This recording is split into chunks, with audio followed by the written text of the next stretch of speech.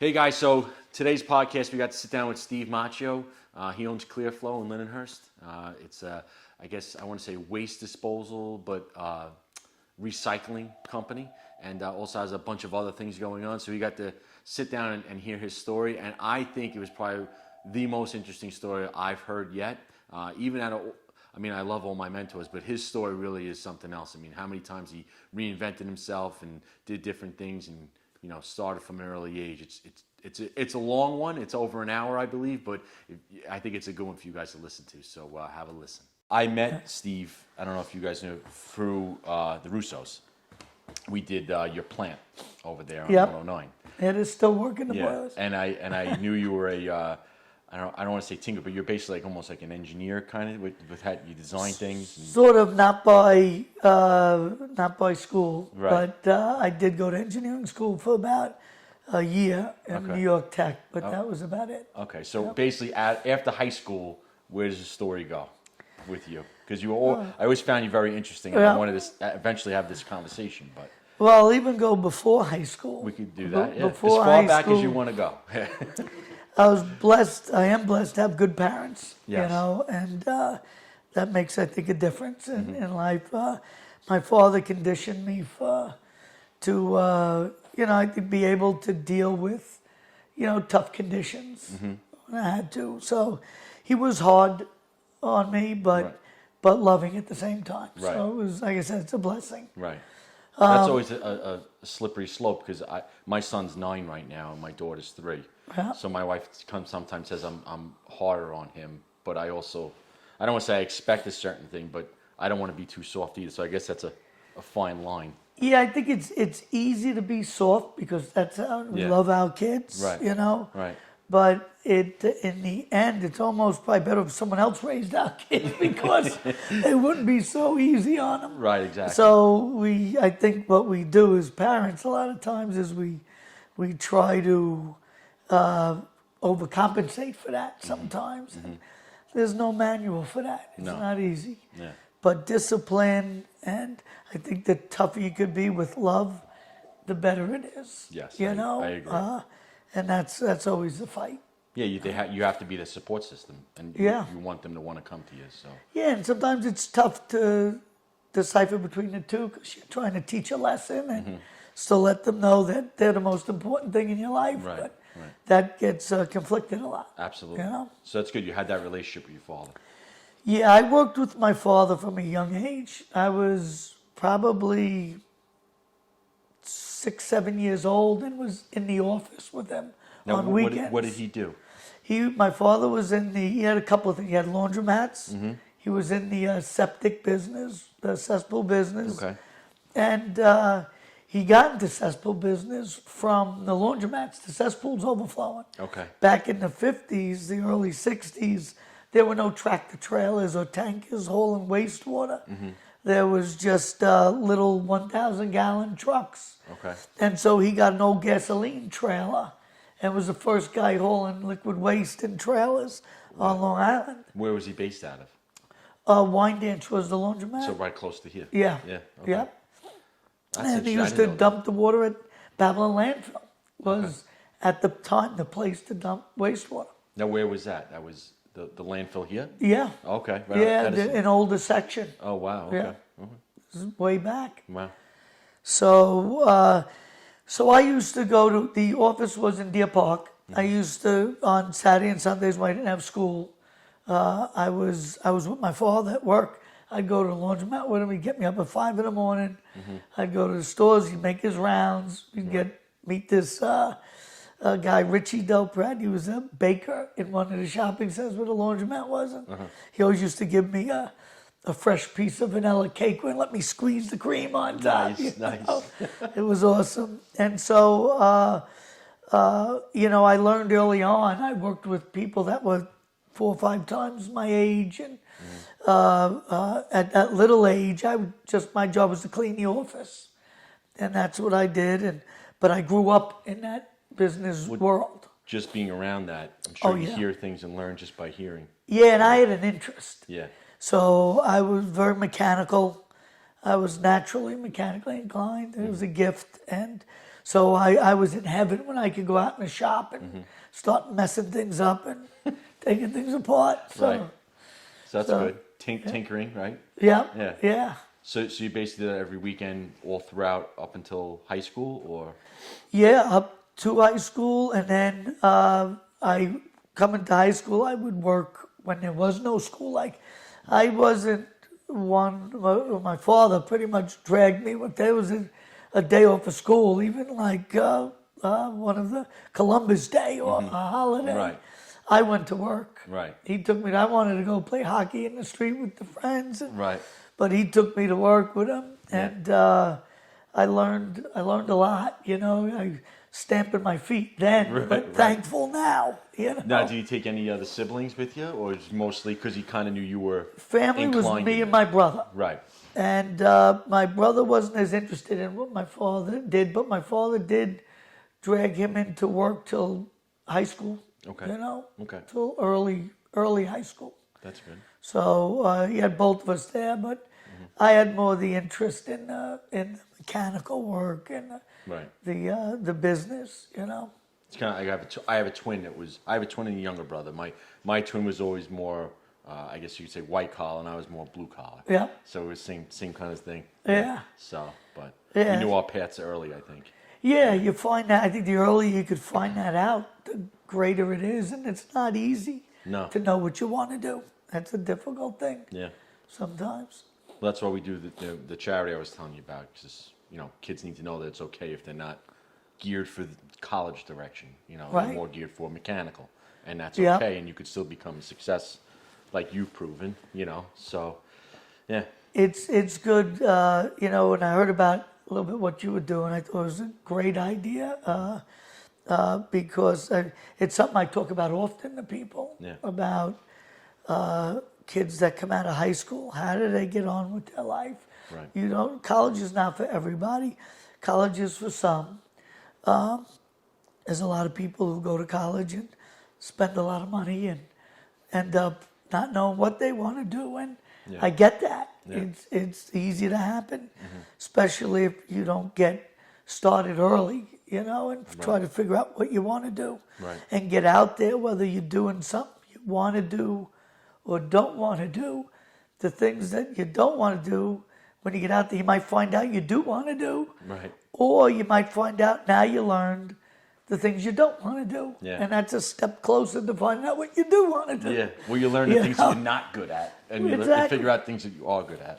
Yeah. Right. It's like even a little example, not directly to that, but is sports kids, the trophy thing that goes on out there in the world. I am Everybody's a winner. not a fan. Everybody's a winner. How do you gotta let the winner win. Yeah. If they win and Yeah. they get the trophy and the others realize they should be doing something else. I think everyone's so afraid of hurting someone's feelings, but you need to learn that at an earlier age, because if you coddle, I use the word coddle, and everyone gets a trophy, when real world sets in, that's not how the real world works. I don't care who you are. That's real world right. is hard, And you're really hurting the person, not Yes. helping them, Yeah. because they're not recognizing what they need to do, the fulfillment they need for themselves. They know they didn't win.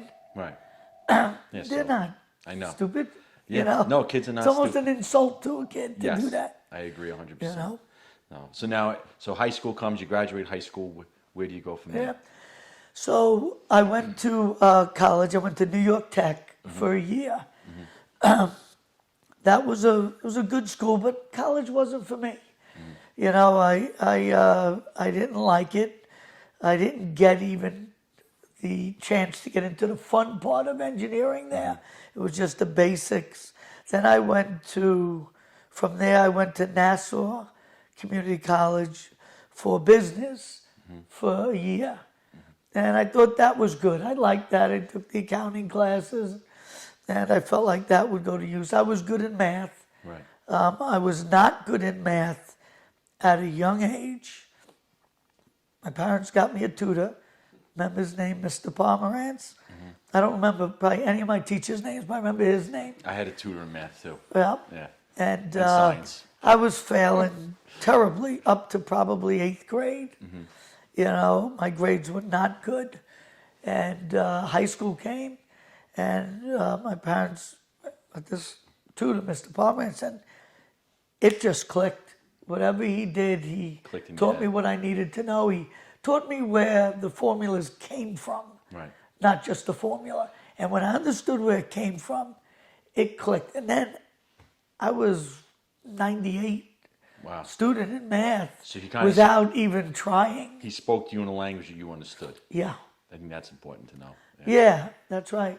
And if that didn't happen, I would have I call it destroyed it. dumbing down, but maybe that's not the best way to put it. But Well, just speak to you in your own language. yeah, so is a you good get way. it. It's got to click. Yeah. And so that was good. And I loved math. I love it today. I use it all the time. Good.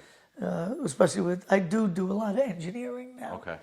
So from high school, I went to New York Tech. Then I went to Nassau Community College for a year. And then I went to work with my father full time. Were you working while you went to college? Oh, at all? yeah. I figured that. Yeah. Yeah. With your dad? Or? With my dad. Okay. Yeah. I've always worked with my father. I've either helped him at his stores. I used to fix the washing machines. I was maybe 13 years old. He dropped me off at the laundromat and picked me up 4 or 5 hours later and leave me there to fix the machines. That's cool.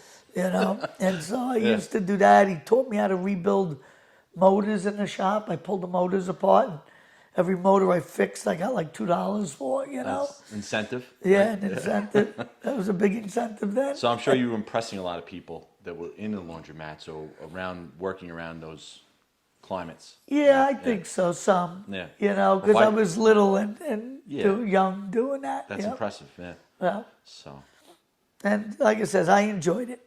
So you like the challenge, and then the reward at the end. yeah, Right? I say the same thing with fixing oil burners, or gas burners. Yeah. You know, you go in a house, it's a angry customer because they're cold, and then you leave and they're happy.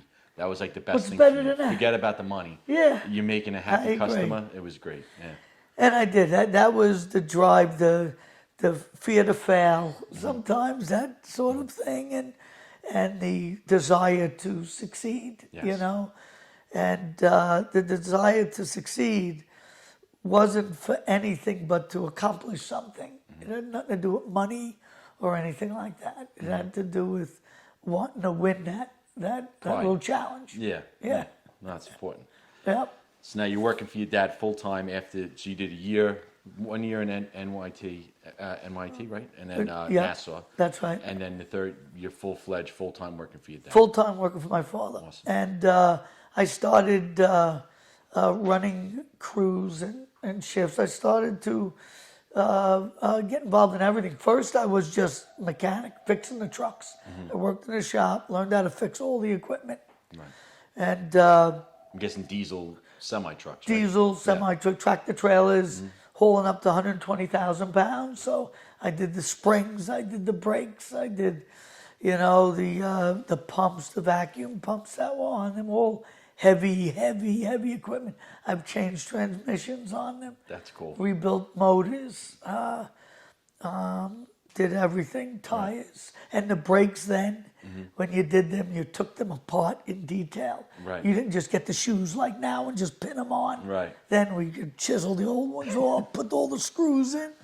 Yeah, they So- were brass screws. So you learn everything from the bottom up. Yeah, yeah. Fixing My washing father was a machines, now very you're good fixing teacher. semi trucks. Yeah. Yeah. That's cool. Yeah. So your dad knew how to do all that. He had, I guess, a mechanic background to learn that, or he just I figured it think out? he did it through survival. You know, my uncle Henry had a big role in my father's life. Raised him at a certain point of his Right. life. He was very mechanical and a very good teacher and tough. Right. And he really set the stage for my father in mechanics, discipline, and detail. That's Yeah. cool. And my father, the same way, very good teacher, disciplined, detailed. He handed it to you. Yeah. That's right. That's good. I think it's all in the patience, Yeah. It is. having patience. And not being selfish, Yeah. because it's easy as a parent to not realize you're being selfish. But, you know, the important thing is to do it's not to be, this is my belief anyway, it's not to be a child's best friend. your child's best friend. It's to get them prepared for life. Yes. You know, and sometimes that's hard. Yeah. You know, And tough love. Yeah. that's right. Yeah. That's why I never let my kids win any sports against me. There you go. Or in video games or in real sports? Just real sports. Yeah. and they're girls and a boy. Yeah, 2 girls and a boy. 8, 5, and 1.5, and they've never beat me. Yeah, that's, Until they get about 15, they beat. yeah, they'll be that title turn at Yeah, some point. absolutely. Yeah. And I'll remind you of it. Yeah. So that was funny. So now you're fixing trucks. He's got the laundry business. He has the transport. I would Yeah, call the it. transportation, the service company. We did emergency cleanups, oil spills on the expressway. Oh, wow. We were one of the state's main contractors, so Okay. we did oil spill cleanups. We did septic tank remediations, pump outs, installations of new systems. Oh, wow. And then we built a hazardous waste treatment plant. The one here on 109. No, Oh. this one was in Farmingdale. Okay. And that plant, I maybe was 15 years old. I did all the welding in there. I welded all the equipment together in that place, the beams, That's cool. the dewatering equipment, the pumps, stands, and all that. And I did the fabrication, cement work we did in there. We always did our own construction. Yeah. We did everything in-house. I can imagine the amount of red tape to build something like that, Yeah. like the state, right? Oh yeah, that was a lot involved with that. We had when we owned that, we had no violations. We had a clean operation, and we ran that well. And then I think it was the early '80s that was sold Okay. to a company called Stout Environmental, which was a big hazardous waste company. Okay. They ended up messing it up and closing it really? down eventually. Oh, wow. About 10 years later. Now, when you sold, then was it like 5 years you couldn't get involved in that end Oh of yeah, business? in Okay. that particular business. yeah. Right. Which would be owning the plant, but you could still transport. Hazardous waste plant. Right, okay. Not any other plant. So Kept he it very was still able to specific. transport and do what you guys are doing otherwise. That's right. We Okay. kept transporting to them. We kept doing the other company. RGM was a main company, Okay. and that company became a very healthy name on Long Island. Okay. Doing service throughout the Now, Long Island was the tri-state area. What was the name of that company? RGM, Liquid R- Waste Removal Company. Okay. Ralph George Macchio was my father's That's cool. initials. Yeah. That's cool. So working there, I wanted to grow the company and started getting involved in more contract work. We did more septic service work, and we did work for Grumman and Fairchild when they were here. Big stuff. But big stuff, not crazy big stuff, but we were a strong service company in the liquid and solid waste business. Not when I say solid waste, not garbage, but non-hazardous industrial sludges and stuff. Okay.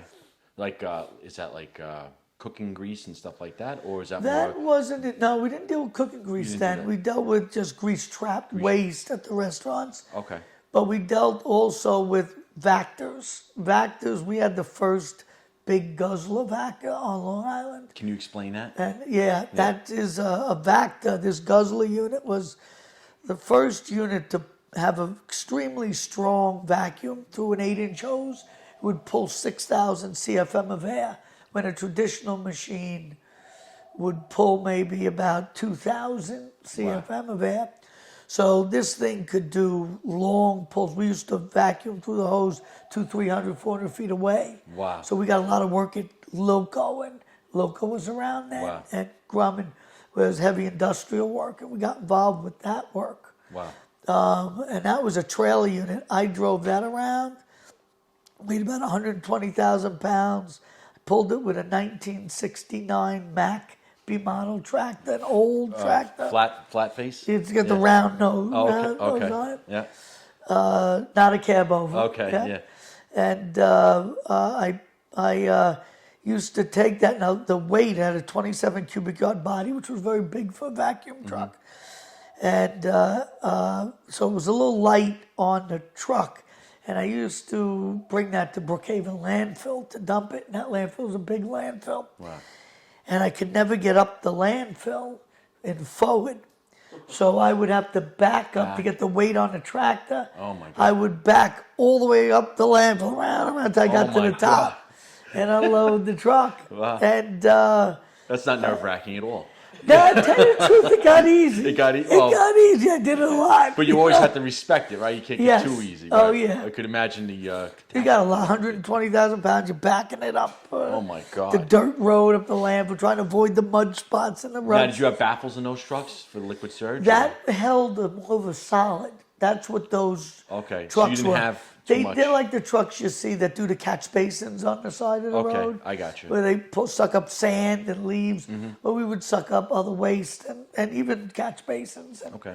And it would load the truck up with debris. Now, how many other guys on the island at the time were doing stuff like that? We were one time one of the only ones. The only one. Then others started doing Right. that, and it became more and more popular. Okay. Now a lot of companies have. And now, have at those that trucks. time, how many guys would you say you had working in trucks running? We had that about you were managing, 25 people in the company working. We had about 50 something pieces of equipment, but maybe about 15 rolling stock trucks. Wow. A lot of specialty trailers, specialty pumps, all specialty equipment. We That's did awesome. special work. We'd modify our own equipment to do a tough job. We took on a lot of jobs that no one else wanted to do. Right. They were harder jobs. So not the low-hanging fruit. You picked the That's right. the hard-to-get stuff. Yeah. That's right. That's All right, right. and you figured it out, but you made Yep. a name for yourself, and Yep. that's amazing. Well, we had like the Loco, which was the power PSC&G today was the power authority. Up in the penthouses of the boilers, they had to be, I don't know, if they're 150 feet, 250 feet up high. We'd run the pipe all the way up there, and then we'd clean above the boilers. It'd be like 130 degrees up there. Oh my God. And it's all, dust and dirt and That's junk. amazing. What was workman's compensation like then? What's that? What was workman's compensation like Yeah, then? probably not that bad Not like as today. bad. Yeah, forget Yeah, it. I can imagine today, what it is now. yeah, Oh my that's God. right. Yeah. I mean, you'd be pulling the stuff up with ropes and, No harnesses. Yeah, Could you imagine that now OSHA would have them fit? OSHA. Oh, yeah, forget it. different ball game Yeah. today. That's why people were tougher then, I guess. But Yeah. I mean, I'll say it. So Yeah. whatever. But so now you're running that. You're running the trucks doing. I don't want to fast forward too much. I don't want to skip Yep. everything, but I know because you have the plan Yep. up here. But so what I'll happens after take you to the Yeah. next. So after that, I got involved in doing some work in the city, cleaning tanks, digesters at the treatment plants. Mm-hmm. We got one of the first contracts there to clean all the New York City sewage treatment plant digesters. And it was a 24-hour, 7-day-a-week project. And Now, would you actually have to go in the tank? we would go into a empty that? 100-foot diameter, about 30 feet deep, Mm-hmm. 40 feet deep, and we would break up the material. This is all the material that couldn't come out Right. with their regular system, and Right. they had to start cleaning them because what happened, a great rule came in, probably one of the greatest environmental rules came in federally, is the Clean Water Act. When the Clean Water Act came in, I think it was around 84, somewhere around then. That was a great movement because there were no rules with waste before that, and that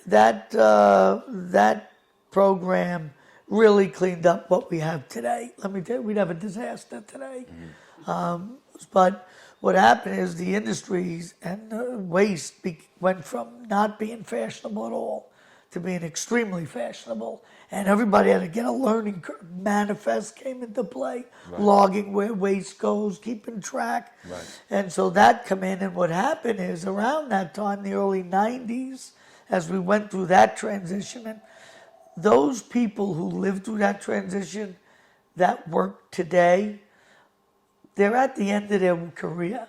Those people are extremely valuable and educated because they dealt with the conversion. Yeah, lived through it. Yeah. Yeah, But who's today replaced- we have a bigger hole in the knowledge of people to take on these jobs that are disappearing now, and people who are filling it just Don't know. have not come up properly to have the experience and the talent for it. I hear that in every trade, every industry. Yeah. Yeah, but that's a major one too. If you don't know how to clean up things right and do by the book, Right. you're in trouble. Yeah. Yeah, and even to be efficient and to be smart and safe and make sure it happens Because what properly. happens, and then the lines get blurred a little bit, right? Because the thing has to get done, right? Yeah, You and would it say? doesn't get done. Yeah. Things happen. Things Right. go wrong. And where they would have been prevented before. Right. Because the knowledge and experience was there. But the generations that come up before that are not as much willing to get into the dirt.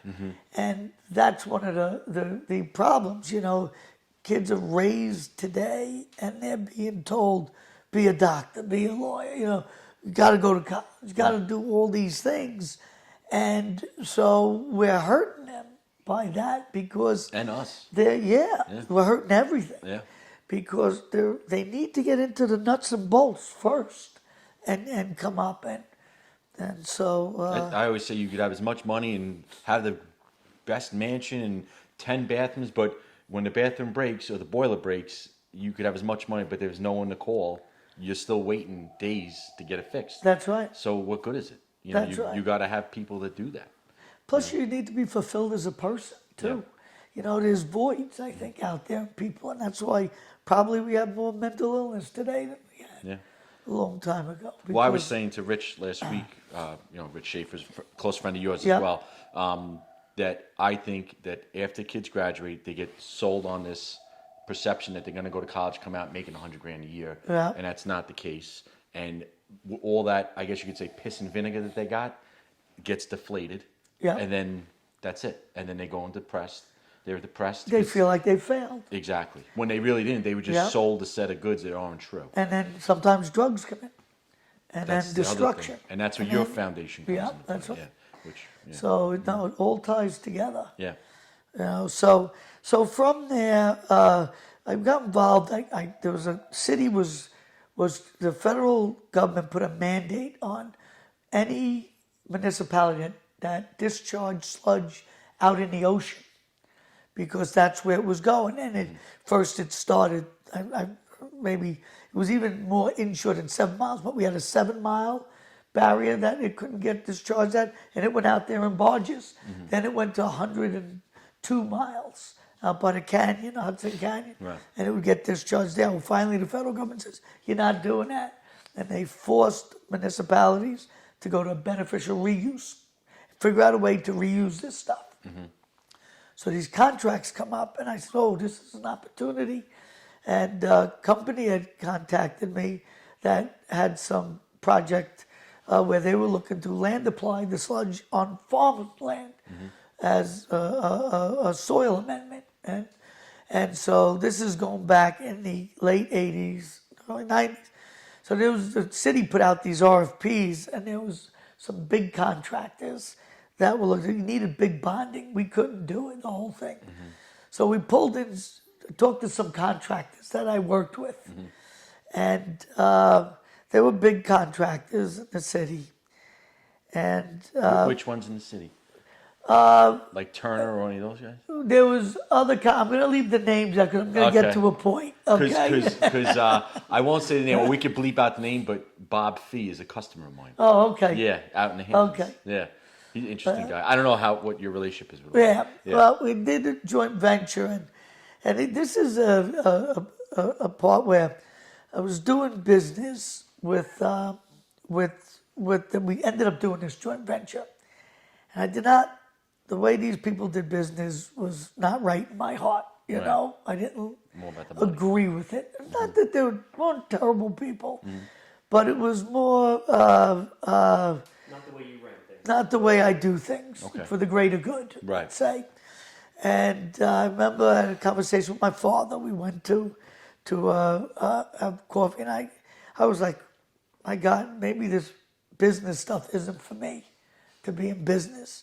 And I said to him, I says, you know, Dad, I was young. I says, if I got to be like that to be successful in business, I don't think I want to grow the business and be successful in business. And he said to me, Steve, I'm going to tell you this. You're going to have to be smarter and you're going to work harder, but you do not have to be like that to be successful in business. That's good advice. And it was great advice. It really was. And that was a turning point for me. And you remember that? Like, Oh yeah, the engines fired up and I went running. Do you remember the coffee shop you were at? Oh You were at his yeah, house? it was in Nassau County. Wow. Yeah. Oh, that's awesome. Yeah. And then that was it. So that was like everything clicked. That was took out any question in my direction at that time. Because at that point in your life, like I talk to kids all the time, like be careful who you trust. Get Yeah. mentors and surround yourself with people that help you succeed. Oh, yeah. But at the same time, be careful who you surround yourself with, because there are people who will take advantage. Oh yes, without a doubt. My advice is to choose people that you do business with anybody, but just know what you're dealing with and who you're dealing with. Right. But try to do business with people that do business like you. I'm like learning so much. So you have coffee with your dad. You hit that turning point, and then. So we move forward. This project was a beautiful project. We applied in Texas. We took semi-arid land and we got grass to grow on it and cattle to go. But the perception, the public didn't get it, and they were fighting like crazy. And I remember when we railed it down by train, and people were out there with paper mache cows with 2 heads, And I said to myself, funny, I said, boy, it's going to take 30 years before people accept this. And it was funny. It's been around that, but people are accepting it now. They're finally accepting it. They are accepting it, and they're understanding. That's one thing that worked is education to public education works. Right. And public awareness. Right. And so the new generations that come up, that's a positive thing with the new generation. They get that recycling thing. Yeah. They're onto it and they're for it. And that's a great thing. So that was a real positive part. So now to dumb that down, Yeah. so, I understand, everyone understands it, is you're taking waste, treating it, and turning it into fertilizer. Yes. That's amazing. Yeah. So you're essentially, you're accepting the waste. I'm sure you're charging a fee to accept the waste. Yeah. And then it comes at a cost to turn it into the fertilizer, and then you sell it as fertilizer. Yep, and amazing. as we go through the time, I'll get to the facility that we have now and what we do. Yeah. So went through that project. We got, finished up that project. It was a beautiful project, and we ended up selling out of that part of the way through, and let those guys do their thing, and we went separate ways. So from there, we I think in the mid '90s we sold the company, the wastewater company, and The service end of it. the service end of it. Okay. Yep, the environmental business.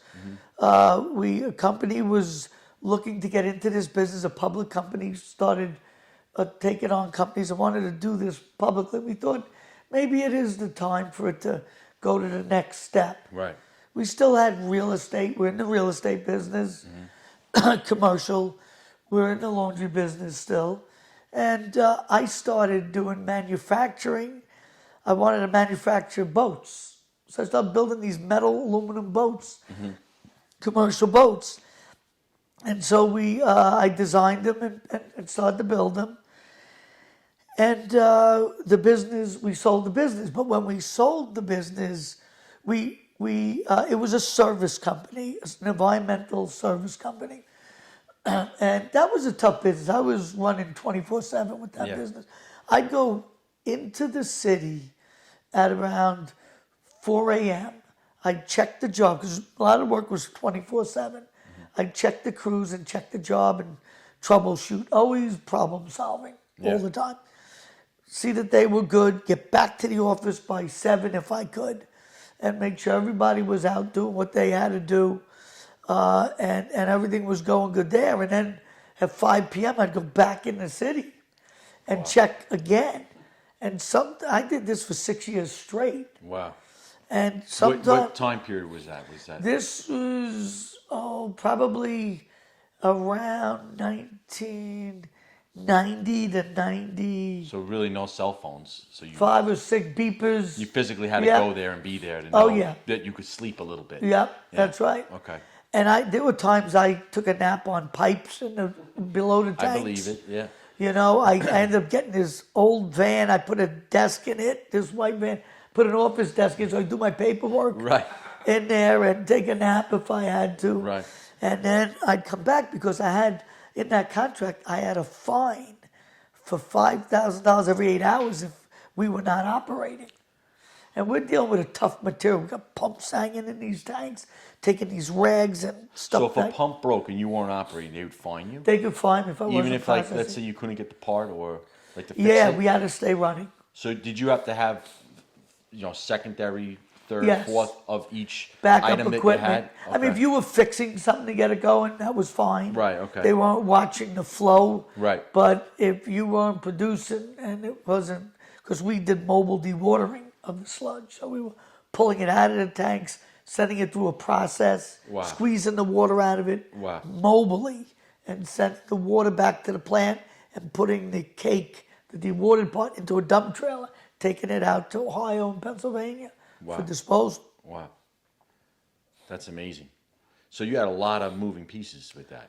A lot of moving pieces. Now, did you outsource the company to transport it to Ohio, you said? Yes, Yeah. I had another hauling company. We did some of it, but Right. I hired an independent You have company, to, yeah. subcontracted. Now, what kind of a decision is that? Because sometimes things come across our desk for bigger jobs, and that's stressful to say I'm going to take this job on figure out the price where you're going to be actually profitable and safe. Yeah. Knowing that if you don't produce, you're going to get fined. That's a lot of That's stress. a lot That's of stress pressure. and a huge decision. You have to keep things going, Mm-hmm. and you get good at that if you're not going to fail, if you're going to succeed. Yeah.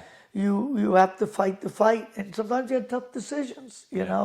My wife at that time, she had her hands full. We had probably 2 children then, going on a third, and we have 4 children, in total, and she was doing most of the raising of the kids Which is a then hard because I was always working and pushing, and it was through Saturday and Sunday, so it wasn't, my That's tough on a marriage business. too. I mean, I'm Oh, sure you have yeah. a great marriage, but Yeah. I lived that. Well, every marriage is work, and Yeah, you absolutely. got to get an understanding going on, and Yeah.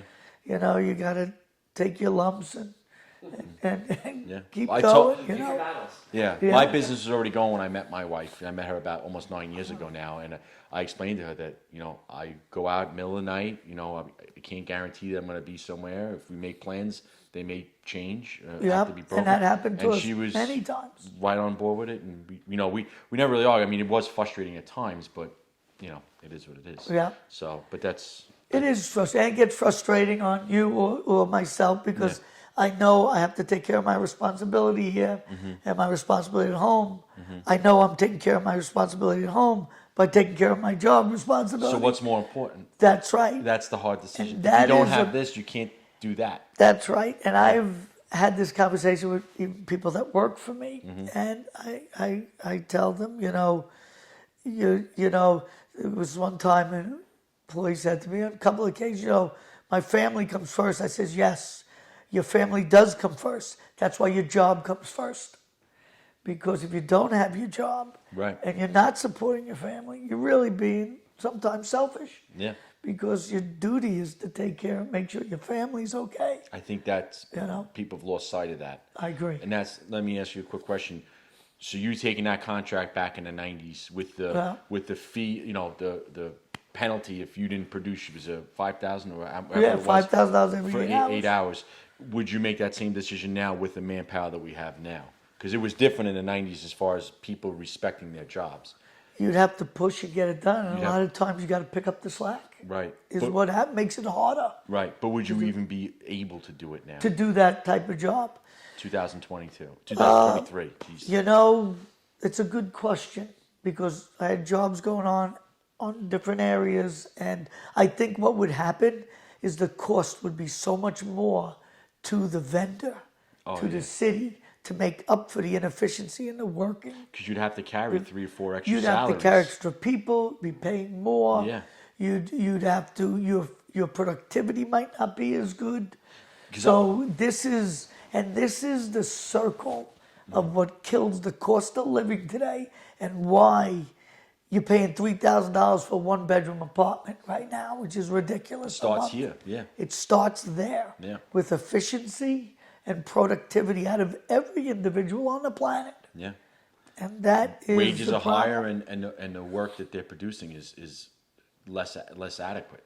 Yeah, when that efficiency goes down, it just takes more to get something done. That trickles right around. So even raising wage rates isn't, listen, that's a solution, but to me it's a Band-Aid. The real thing is to cut the cost of living down, but that's the harder job. Yeah. Nobody wants the harder job. Yeah. You need the accountability. I mean, it's got to ride together. Right. Obviously, I mean that respectfully, Yeah, that's a slippery slope too. Yeah, that's right. Yeah. So you sold the company. Yep. At what year was this now? This is, I think, around 95. And then I you went think. into building the boats. Yep. I was building boats, but at the same time... Is that more when- passion, I guess you could say? You were into it? I wanted to build a boat that nobody would have to maintain because boats are just horrible. They're a hole in the water that you Yeah. put money into. Yes. Yeah. And so I had a striker, an aluminum boat, and so heavy duty, built like a ship. Right. So I built smaller ones like that. Right. But while I was doing that, I was working on, I wanted to get into the treatment end of the business because the liquid waste side, the hauling side, there was nowhere to get rid of the waste after a certain time on Long Island. Suffolk County disposal facility was closing at noontime. They were reaching capacity. Oh, wow. Industry had nowhere to go. Right. So I was really anxious to build a plant Right. to treat that and open it 24 hours a day. So it would stop people from having to do things they didn't even want to do. Right. Because if someone called for an emergency in the middle of the night, you had nowhere to put the water. So, listen, maybe somebody ended up putting the water in another cesspool just so they could service somebody else. Right. Shouldn't happen. It should go to a disposal facility.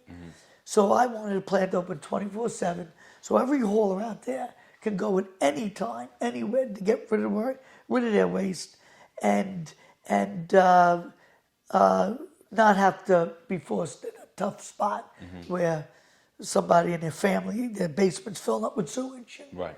needs to be taken care Be of. able to help them, right? Be able to help them. Keep it honest. Honest man honest, so to Right. say. So I was working on that. So when we sold the hauling company, I specifically excluded out of my non-compete a treatment facility because I says I want to put one up, and I can't be held back from that. Right. And that's how ClearFlow was born. Wow. Which is the treatment plant that I operate today And that was for in the what year? 24/7. What year did you? When did you have the That's the been idea? in and operation then- about 20 years now. Right. So that was 2002. right out of 96. I started to work on permitting and Right. locating a facility, a site, and all Right. that. It's a long, grueling A lot process. of red tape. Oh, my goodness, yes. Yeah. Now, did you know Rich then, or you met Rich through that process? I knew Rich less than. I knew of Rich, but Okay. I didn't know Rich Right. extremely well at that time. Right. Okay. Yeah. So, So how long would you say from the first phone call to the town to get this approved to actually building and being approved? How long of a process? that was with the county. I was more with the county Oh, and the county. federal EPA and the state. Oh, wow, I okay. was dealing with. The town was a smaller piece of it. Okay. And Rich was not in office. I think Balone Balone was was, in yeah. at that time. So you started? Was it years? Must have been Several years Several it years. took to get the door open. okay. And that was, then ClearFlow was born in. It was very limited at the time, and I Right. started evolving it into handling any type of non-hazardous industrial wastewater. Now the years of you networking and working with other people, that automatically had you customers. Yes. Well, everybody was afraid I was going to take their business away, so I didn't have any customer. They were afraid to come. Really?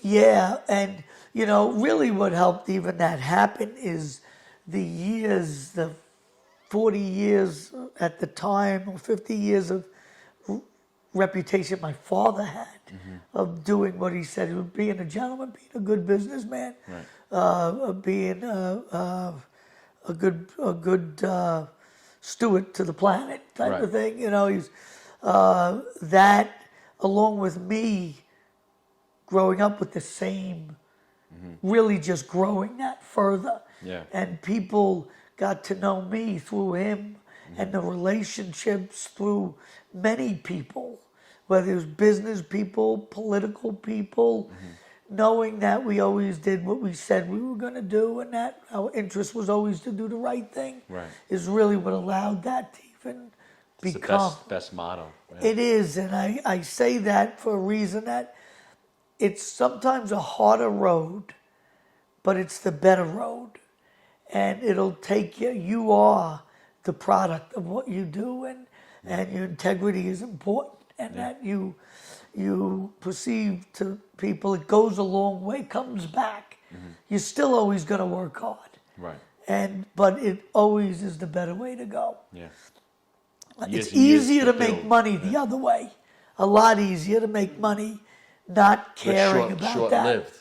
Sometimes people even make it longer lived, but they become evil people. Right. They don't do things right.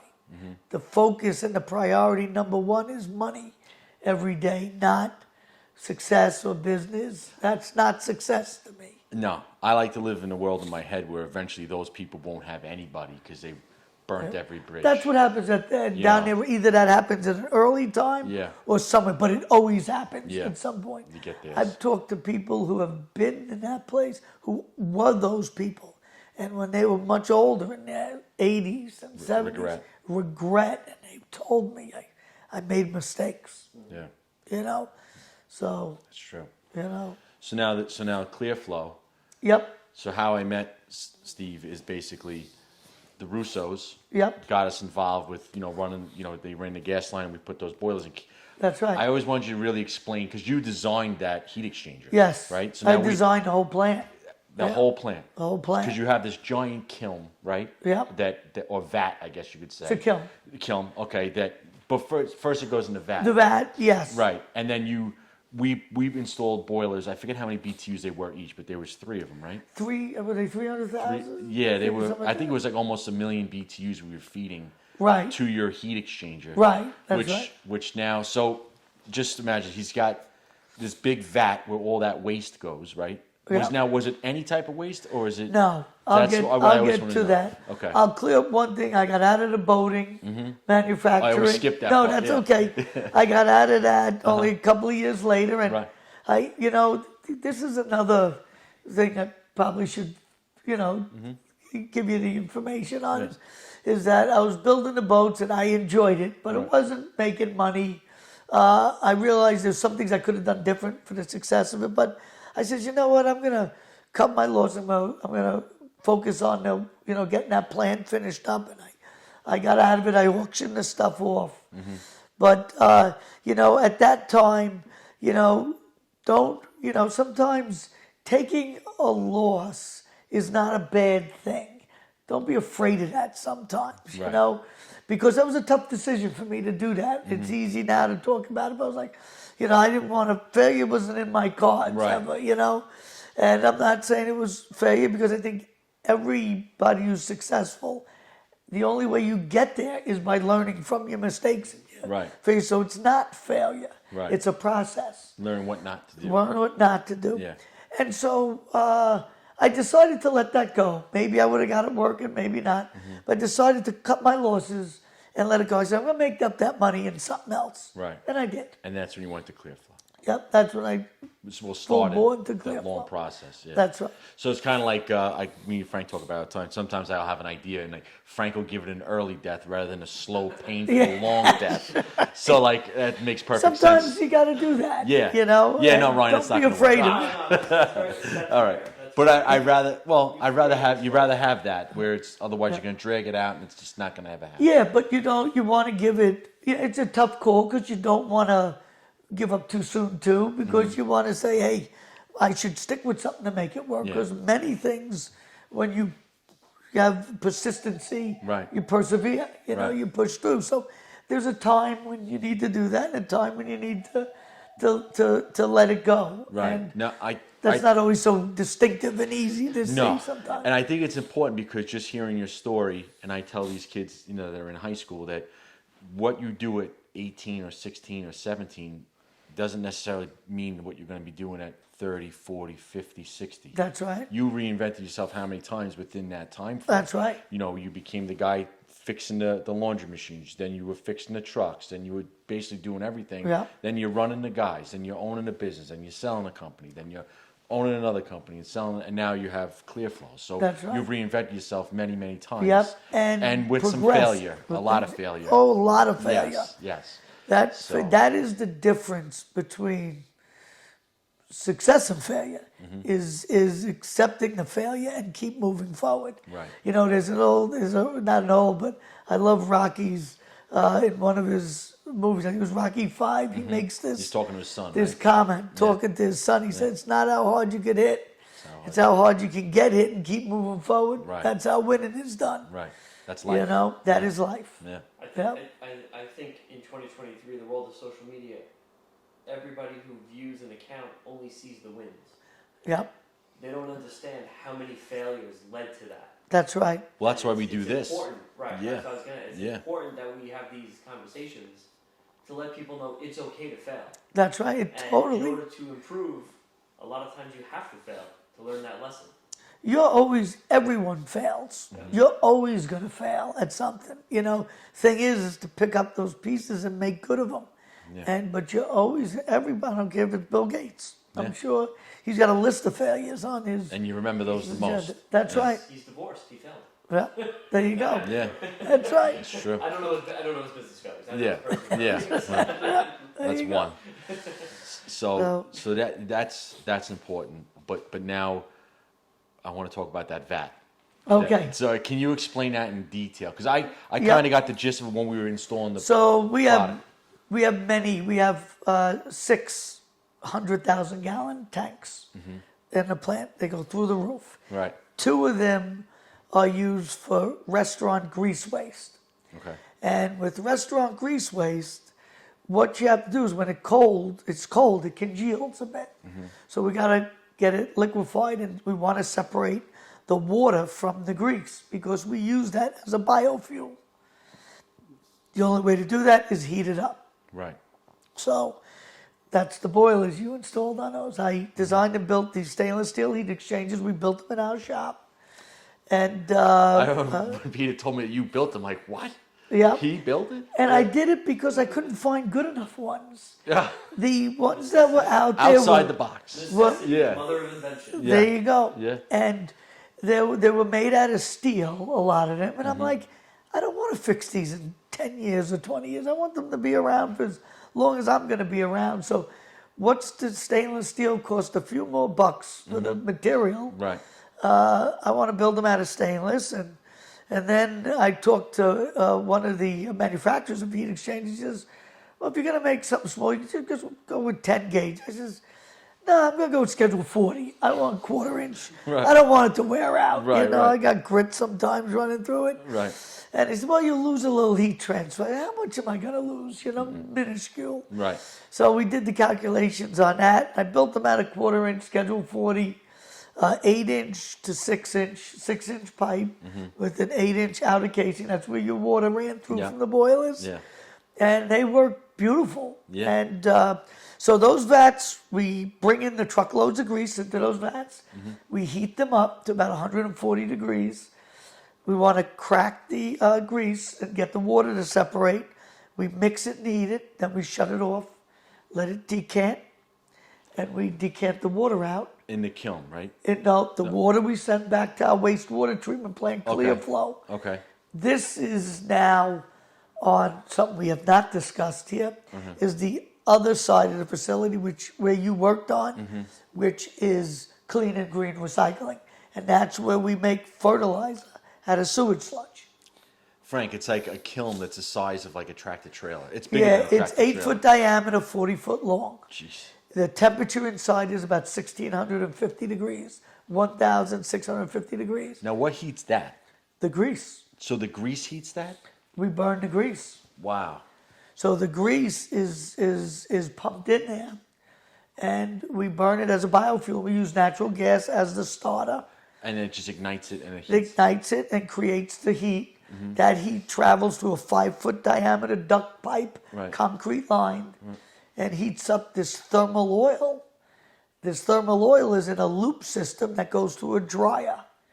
This dryer is like a big oven.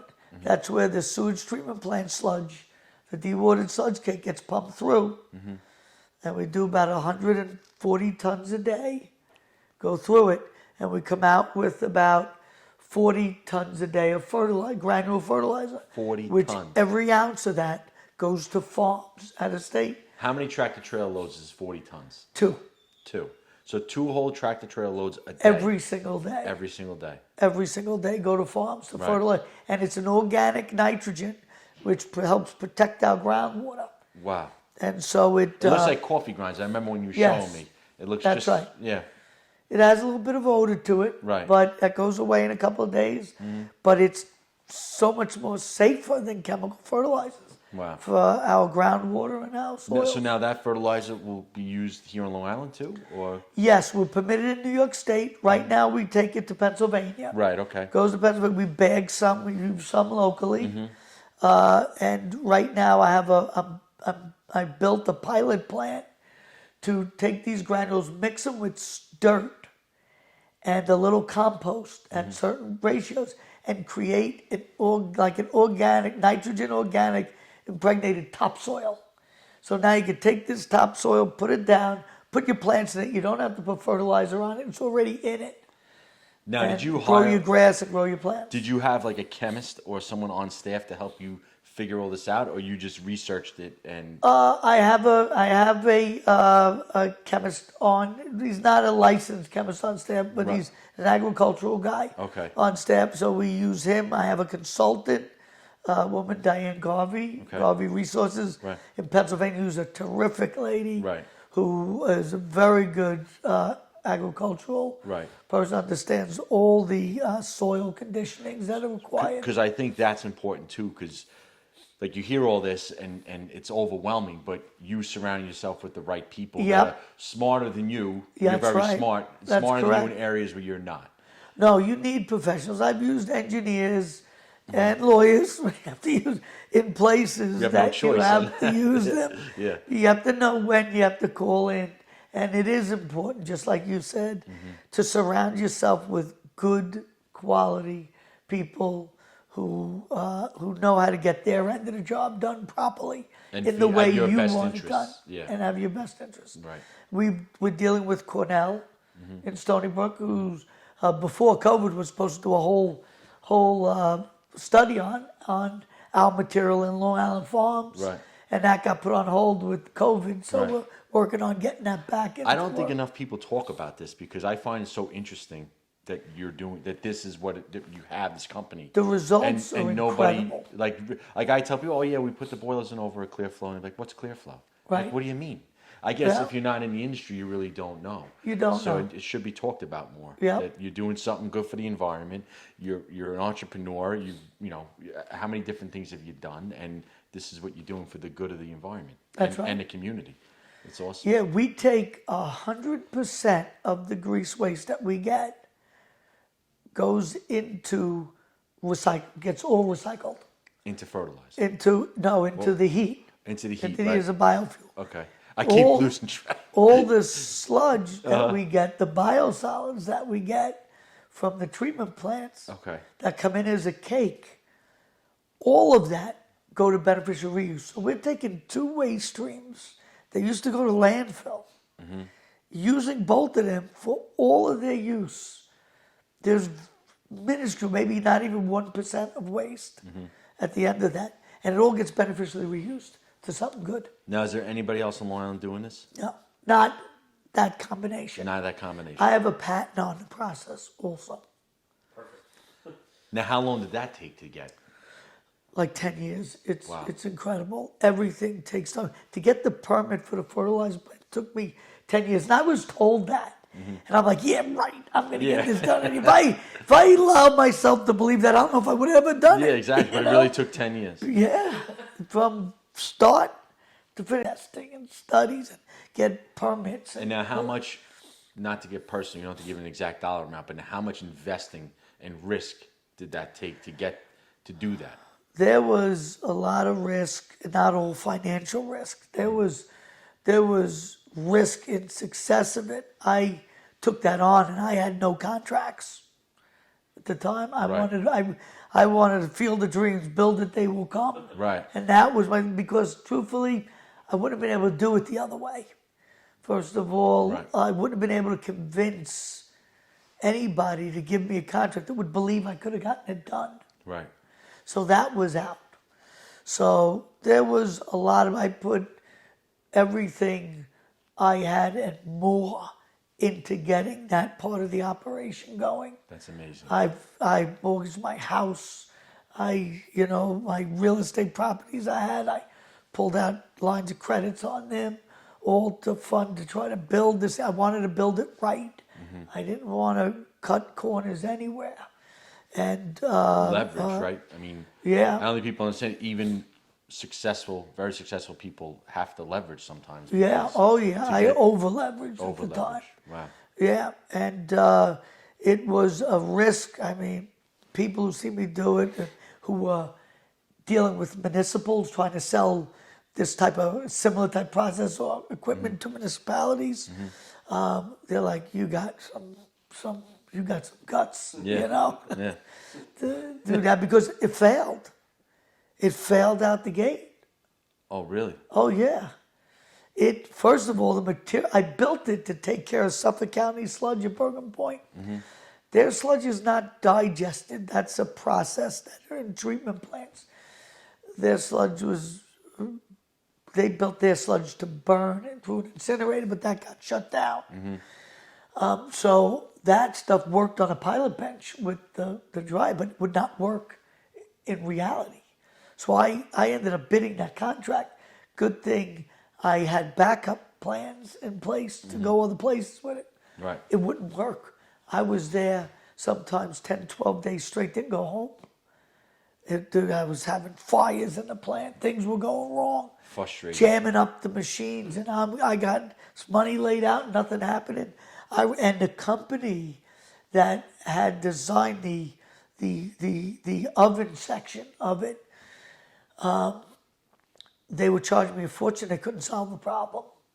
And I remember waking up one morning because I was on the ground. Defeated. I was praying to the Almighty. Right. God, Right. help me out. And God, He does every time I ask. Yeah.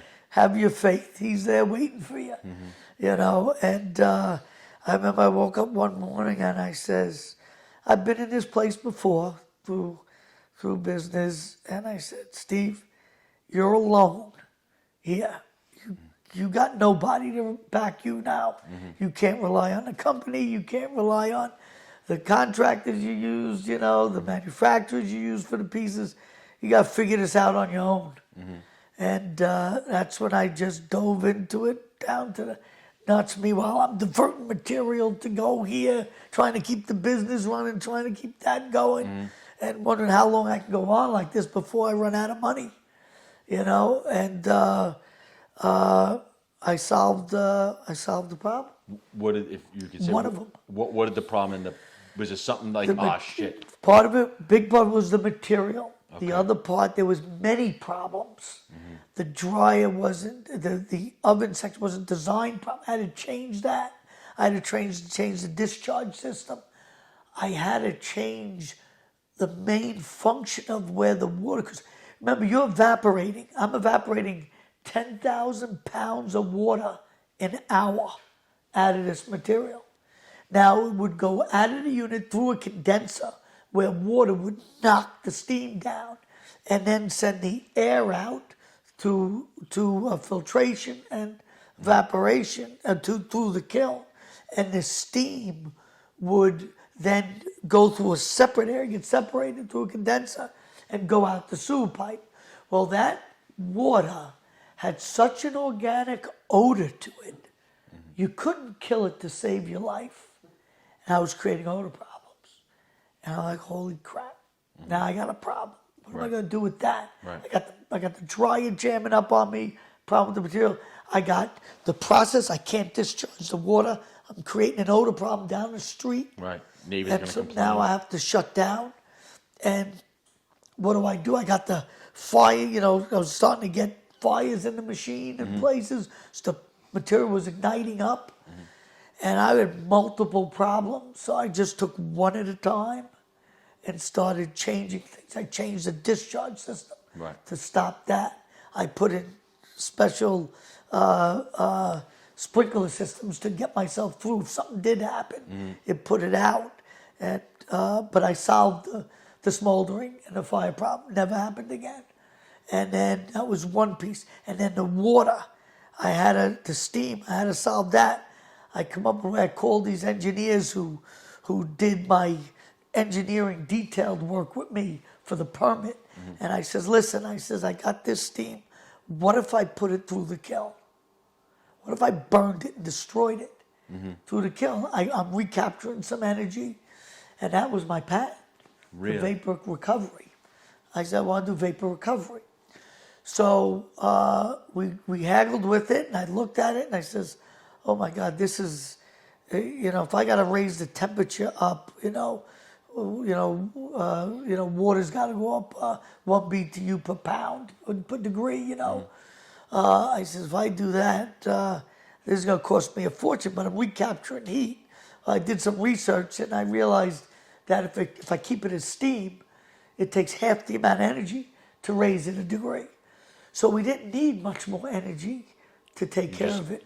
You used a waste that you would have been a waste Yeah. for using it again. So right away, I redesigned. I ran a pipe. I took the whole condensing system out, and I ran a pipe into the kiln. Had a core drilled through the kiln, and I What kind of solved pipe? that problem. Was that the cement pipe you were That saying? one was stainless steel. Stainless steel pipe with expansion joints, because when you deal with heat, everything expands. And contracts. So the dryer is 40 feet long, weighs 168,000 pounds. When that thing heats up from ambient temperature to 540 degrees, it grows 4 inches. The whole thing. Wow. 4 inches around. 4 inches long. Long. Oh, wow. Okay. Yeah, Wow. and it grows. Wow. And around. So I had to put expansion joints into this steam duct I put in. And so now I had the steam go to the kiln. That worked like, I give that to God, okay? Right. Figuring it That out. that was a miracle. Wow. That made my operation go from a complete shutdown failure to a success story. Can you describe that feeling that you had like the first time it worked? I guess the same feeling Rocky had when he was standing in Philadelphia jumping up and down. Did you do it and be like, let's just make sure it's not a fluke. Let's do it again. Yeah. Run it again. Yeah, that's okay. right. That's But I awesome. made sure it worked good for good. That Oh, of didn't- course, yeah. First time out, I was still, I've learned that lesson. Right. Let's run it through. Don't make celebrate sure yet, We yeah. ain't celebrating until Yeah. we know we've completely passed the finish line. That's awesome. And that was a great thing. And that was one of the biggest things That's amazing. that had to happen. I think it's so cool because you got these engineers scratching Uh-huh. their head. You got other people scratching their head. And here you are, no college degree, just Well, grit and determination, and you figured it out. yeah. That's awesome. One of the local engineers I use here, I've known him since I was probably 18, 20 years old. He says, whenever I do something, he always tells him, he's the engineer. I just got to sign off on it. Go through it and sign off on it. I'll take the credit on my I signature. put the idea yeah. together. But Yeah. you need them. They have their place. Absolutely. They definitely know things I don't know. Yeah. And putting that team together is very important. Wow. To have good people and a good team. And then you got this thing running like a top now. Yeah. Yeah. Yep. And every year, we have an outage in October. We go down for 2-3 weeks and we do maintenance. And every year I improve things. I try to You prepare. do for both that. plants, or you just do the one at a time? Do one at a time. Oh yeah, I was gonna say the offset. The other one we could do while it's running, the liquid waste side. Okay. This one we got to do an actual outage. Okay. So got to cool everything down. It takes a couple of days. Wow. A couple of days to warm it back up because everything grows and changes. Now, how many people you working at that facility? Between the two, it's about 25 between office and 24/7. staff. 24/7. Never amazing. stop. That's amazing. Never stops. So cool.